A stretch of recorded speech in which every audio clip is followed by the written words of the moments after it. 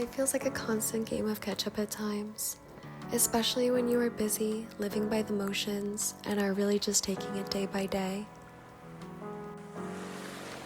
This was a little 24-hour reset routine as I'm just getting back to my life and habits here on island.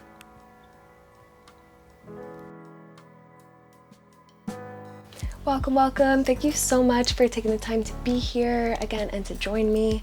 My name is Grace. Over the next 24 hours, I'm going to be attempting to get my life back together. So naturally, I'm going to be taking you on my routine for what makes me feel most embodied in a day.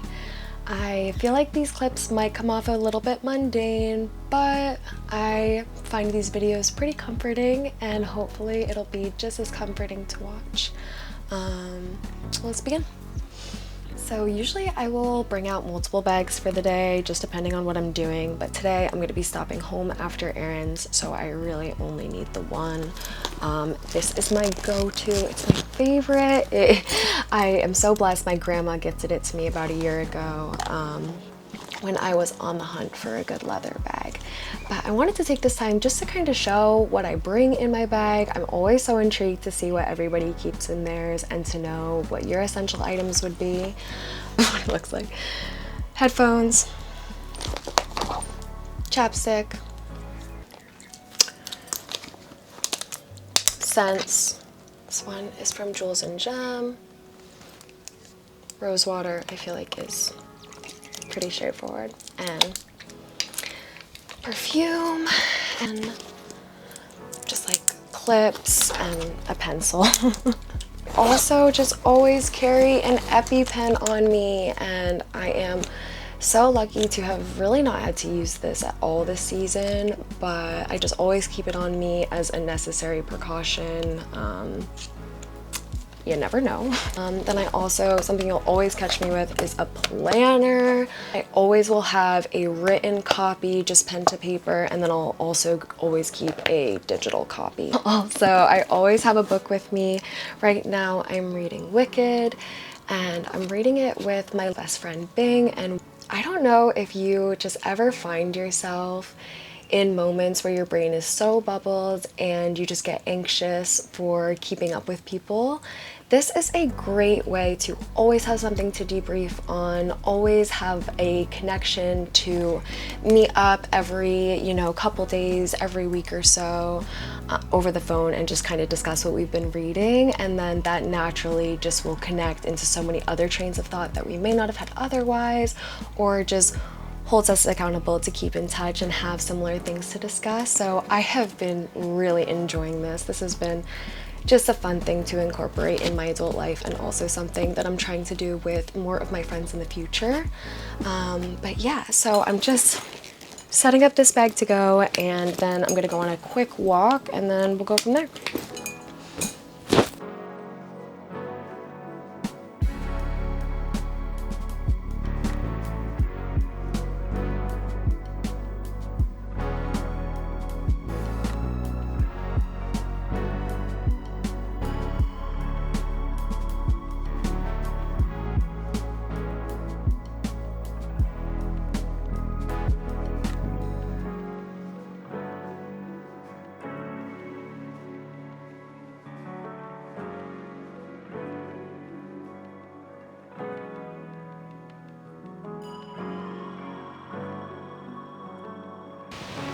I am currently on a walk right now, and I'm just feeling so blessed to be out. Honestly, the weather is perfectly inviting, and I usually take these walks as a little think tank with myself.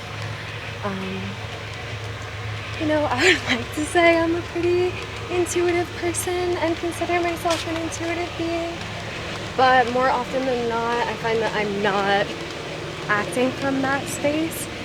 So these walks are a good little reset, a good way to end the stress cycle, and to remind me what I actually want to be working on and how I want to be spending my time here.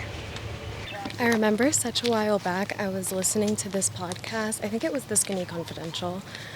But just the person who was being interviewed talked about the non-negotiable wellness checklist that she made for herself during the pandemic, and I know that I kind of talked about that in my last video, but I don't know if I relayed how much that really helps me and how much that has helped me consistently when life inevitably gets hard.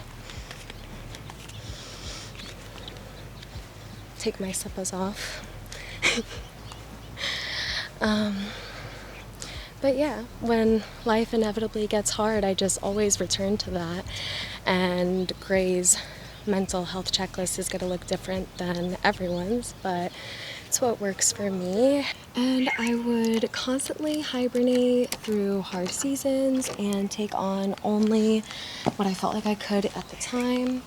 And then when I finally felt like it was time to get back to life, I felt myself struggling to get started on anything at all.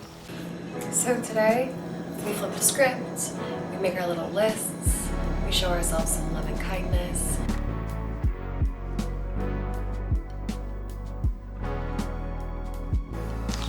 Just about to get going, just doing one last house check here, and if I haven't said it 1,000 times, it is just so beautiful out. I planned the day accordingly because it was pretty rainy earlier, and I decided to go into town and do the pottery because of that. But I'm wishing that I planned enough time to go to the beach, so maybe we will do that later tonight. We'll see.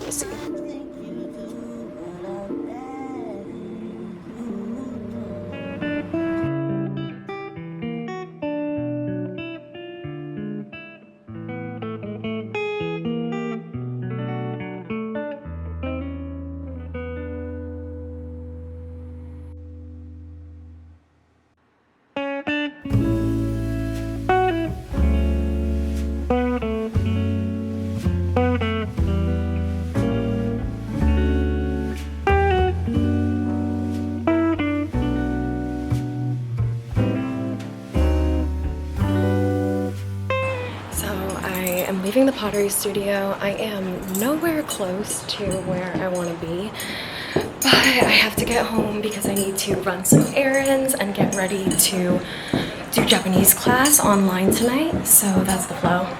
I just left the pottery studio. I feel like I wanted to get so much more done, but we always overestimate what we can do in a day. So I set up a bisque shelf, I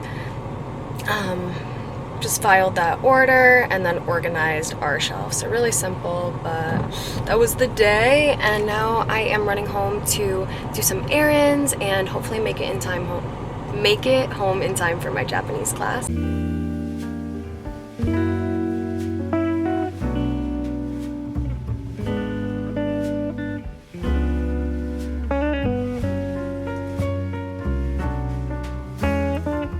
I just got home from the grocery and I'm about to make myself a quick bite before I head to the beach.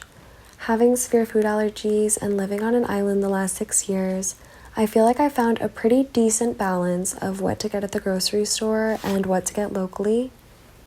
Trying to eat whole, non-processed foods is hard enough, and then when you add in food restrictions, it makes it even more difficult.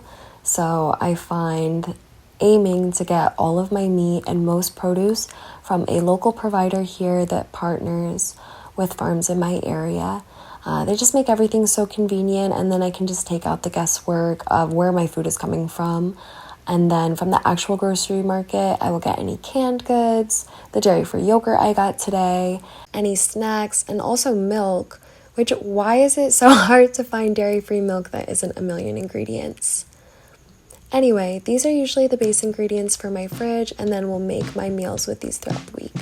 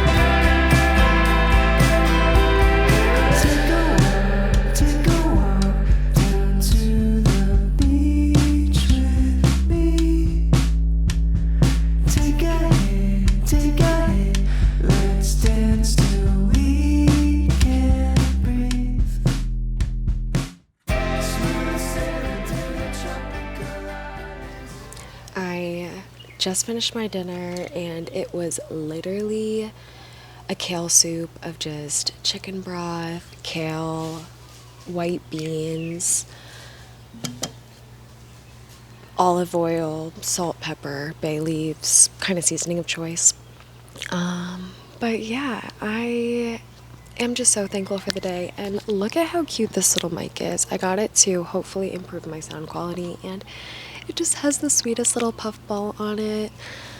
I am just in the yard and taking my time to appreciate the time of day. The sky is like twilight, and it's pretty much my favorite time of the day. But yeah, I just wanted to have a moment together and talk a little bit more about me and how my last year has been. It's so funny because it really does feel like a new year, but the year of 2024 was nonstop for me, and I know that was kind of the case for everyone. And in my own lens, I know that even what I went through is only a grain of salt in comparison to what some people are going through at this time. So, that being said, all of this is with a grain of salt. I know the overarching theme of this video is kind of just getting my stuff together and ultimately just being the version of myself that I want to be and trying to document that to hold myself accountable. And I know that some of the stuff that I do may feel a little extra, and especially when I'm trying to put a routine to it all, it definitely probably comes off mundane. But these are just the things that help keep me in check, and if I can relay any message, it's that when you are taking care of yourself, that feeds into everything else. So when I am taking the time to fill my cup, water my own hypothetical plants and actual plants, that is life-giving and allows me to be the person that I want to be in this world. And there's so much of life that is out of our control. There's so much that when it really comes down to it, we don't have a choice, and we just have to navigate it the best that we can. But we can control how we show up, and we can take the time to decide that we want to change our habits, and then that will naturally flow into everything else. And I have just really been reflecting, and I know it sounds pretty cliche, but that healing is not linear, and none of my healing has been either. When I look back, I always kind of thought that there would be some point to where life would get easier, it would turn up, and that just never happened. Inevitably, life happened, and the growing and the changing molded me. And while I'm so grateful and wouldn't change a thing, sometimes I feel like I didn't have a choice in the matter. And instead of ultimately playing the victim and being like, oh, well, I didn't have a choice, deciding that I do have a choice in the matter, and that is how I showed up today, just a little bit differently each day. And it's really not that simple. It never will be that simple. That is why healing isn't linear, and that's why those ideas exist, is because there will always be gray matter. There will always be room in between for why things feel the way that they feel and why they went the way that they went. And really, I just look back and I never thought that I would make it this far. I know that it sounds incredibly existential, but I just didn't think I would be alive this long. So I'm happy that I'm here, and that in some way, look at this.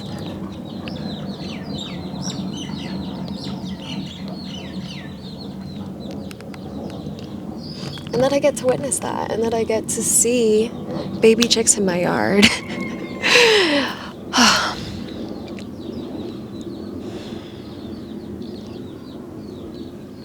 Life really is beautiful, and